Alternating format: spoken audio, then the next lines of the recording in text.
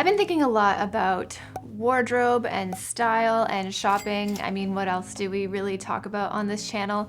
But one thing that I sort of noticed is that there always seems to be this pursuit of more. If something is missing from your wardrobe, then, well, I better go get it. I really loathe that whole closet full of clothes and nothing to wear problem. And for me personally, when I experienced that feeling the most is when I had way too many things in my wardrobe and when nothing was actually getting used or worn. But whenever I used to open up my wardrobe and get that feeling of I have a closet full of clothes and nothing to wear, my first thought in solving that problem was to go out and buy more clothes. But what if the answer to that problem was actually the opposite? What if it feels like you have nothing to wear because we're buying too many things that we don't actually end up using?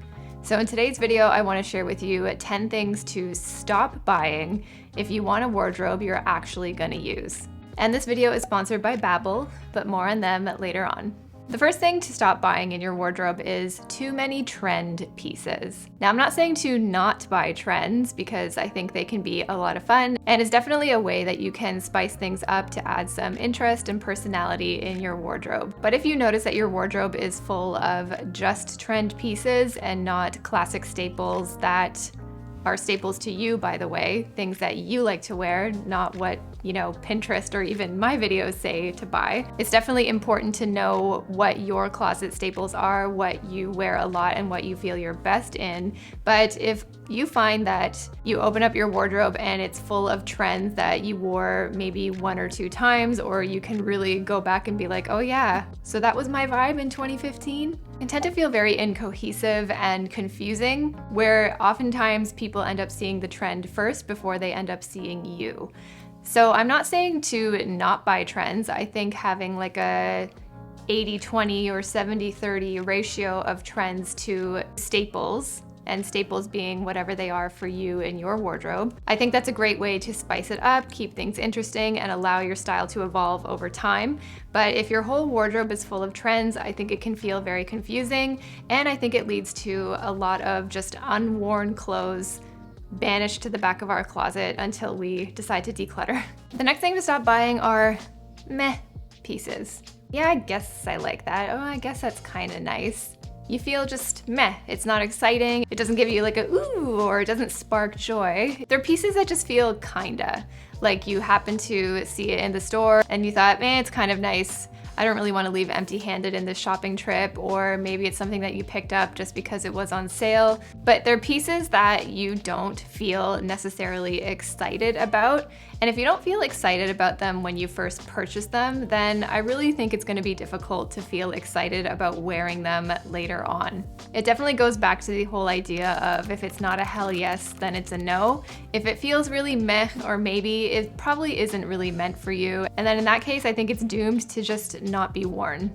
My whole aim about my wardrobe these days is I want to feel excited about every single piece that I wear, or I at least want to feel good in them. I mean, a plain white t-shirt doesn't get me all giddy all the time, but I know I look good and I feel good, and that's a staple for me. But you definitely want to glance at yourself in the mirror and be like, yeah, I look good. And if a piece feels meh and doesn't give you that I look good kind of feeling, are you really gonna wear it? Probably not. So best to just not buy it in the first place. The third thing to stop buying are pieces for the occasion. I can't tell you how many dresses, suits, shoes, purses I've bought for weddings, vacations, that I either only wore once or never ended up wearing at all. Now, sometimes that's unavoidable, like bridesmaid dresses, and I'm not saying to not go out and buy items just for the occasion, but if you do plan to do that and you want to refresh your wardrobe a little bit, buy something to spice things up or to be appropriate to wherever you're traveling, for example, then I think it's a lot more valuable to think about how this new piece will mix and match into your current wardrobe already. To me, it feels like such a waste and is almost really sad to just buy something, wear it once, and then never wear it ever again. Especially if I'm spending my hard-earned money on something, I want to be excited about it and I want to wear it over and over and over again. And for me, I think the only way that's really gonna happen is if that piece is coherent and cohesive with the rest of my wardrobe. And speaking of buying things for an occasion or a vacation, I wanna thank the sponsor of today's video, Babbel. You know, instead of being so focused on what we're wearing on our vacations this summer, I think it would be really cool to learn a little bit of the language of the places that you're going. And you can start practicing right now using Babbel. Babbel is a language app that teaches you real-world practical conversations, so you can start learning a new language in as little as 3 weeks. Bonjour. Bonjour, hello. Ça va? Ça va? How's it going? For me, I've been using Babbel to brush up on my French skills because, as you all know, and if you're from Ontario, I think a lot of us got the core of our French education from this pineapple. We're due for another trip to Paris or even Montreal, and I would love to be able to brush up on my French chops and at least like share with the locals that I'm trying. I think it's important to learn a few basic greetings and like how to order certain foods and ask for directions and wherever you're going, and Babbel can easily help you do that. So if you're interested in learning a new language for business or for pleasure, then you can get 65% off a subscription to Babbel using the link down below. Number 4 is buying items that simply don't fit. You know, those things where you tell yourself, oh, I'll squeeze into this someday. Believe me, if it doesn't fit, you're never gonna wear it. So do yourself a favor and just don't buy it in the first place. The whole point of clothing is for you to feel good in them and for them to feel good on your body. If something is too tight or uncomfortable or is pinching, causing blisters, is itchy, I'm not gonna wear it. It's gonna be bypassed every single time in my wardrobe and will probably end up on the decluttering shopping block later. Number 5 are synthetic fibers.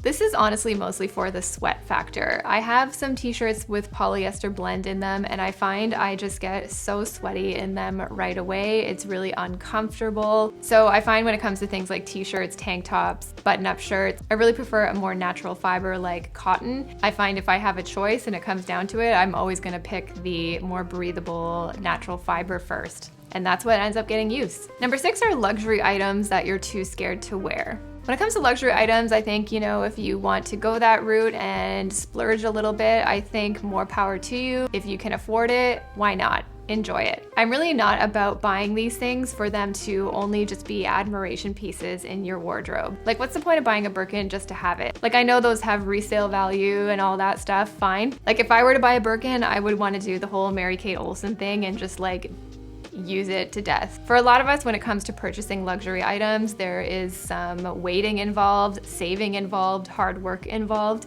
Like, don't you want to use it? Number 7 are uncomfortable shoes. Now, sometimes shoes have a break-in period, like I bought these pair of boots, wore them out, and I thought I was going to vomit by the end of the night. And then after that, they were fine, they were perfect. So there is definitely that to think about. But if your shoes are too small, too tight, they give you blisters every time you wear them, you have to walk around with an arsenal of band-aids in your purse. 1, I don't think they're worth buying, but 2, I don't think they're worth sticking around in your closet. A lot of the reason we bypass things in our closet is because they're uncomfortable. Nowadays, when I buy shoes, I want them to feel comfortable right away. You can kind of tell, like if I have to squeeze my foot into them, if things feel tight, if I'm walking around for a few minutes trying them on and things start to feel like they're rubbing or uncomfortable, they're going right back. I'm not even gonna bother. I don't wanna have to negotiate with my pain tolerance every time I go out to wear these things. Number 8 are just because purchases. You know, those things that you buy just because they're on sale. They could also very well be those like meh pieces that we talked about earlier. For me at least, a just because purchase is usually not a hell yes. It was cute enough to pique my interest, but I probably wouldn't have bought it if it wasn't on sale. Buying things just because they're on sale, I would usually only do that because I thought more was better. Most of the time, those things never really ended up being a good deal, and I ended up spending more money than I ever needed to because they were add-ons to what I was already looking for. Remember that sales are really just designed for us to spend more money than we had planned and just end up with more stuff that now we have to figure out how we're gonna use. Okay, number 9 is bad underwear and bad bras. Who else has like 20 different bras and they end up only wearing the same 2? Yeah, same. Again, we're going back to the idea of comfort, and also when it comes to undergarments, You want things that will make your clothing look more flattering on you. Besides like some of my period and I need to do laundry undies, all of my underwear are seamless thongs or bikini bottoms because I hate having those underwear lines. I think it just doesn't create a very nice or flattering shape depending on what you're wearing. And when it comes to bras, I used to have like all sorts of underwear bras, strapless bras, lacy lingerie style bras, and because they were uncomfortable as hell and my boobs actually just didn't fit into them a lot of the time. And now I just stick with bralettes that again are more of that seamless kind of fit. My favorites are from Organic Basics and Parade, or I just wear nippies. Now I will say, you know, I am part of the itty bitty titty committee. If you do have a bigger bust, then you know, a little bralette might not do the trick, but nowadays there's so many companies that offer such great shapewear and bras that are still really flattering and supportive that keeps everything looking nice and flattering with or without clothes on. But yeah, your undergarments are part of your wardrobe too. So if it's not comfy and it's not flattering, don't bother buying. And finally, just because thrifted pieces. I think with thrifting, especially because it is often so affordable and there are a lot of really cool gems, it's really easy to build up clutter in that part of our wardrobe. And you can end up having so many pieces that you just sort of don't even know what to do with it. And it becomes really hard to give all those pieces good wear and rotation. Sometimes you just can't say no, like when I bought this fringe leather jacket that I do still have, by the way, except Jeff took it. He's using it for sound effects now because it has a good leather jacket sound. I don't actually wear it, but you know, okay. So I can totally appreciate how it would be really difficult to pass up a lot of gems when it comes to thrifting, but I still think it's really important to consider how often you're going to wear that thing and if it's still cohesive with the rest of your wardrobe. Again, you want that item to be adding to your style, not just getting in the way and creating more clutter. So when it comes to building a wardrobe that you actually use and wear, those were 10 things to consider not buying. And when it comes to your own wardrobe, I think it's important to consider what is important to you. Is it comfort? Is it fit? Is it versatility? Think about what it is you value in your day-to-day style. And when you're considering making that next purchase, see how that thing fits into those values.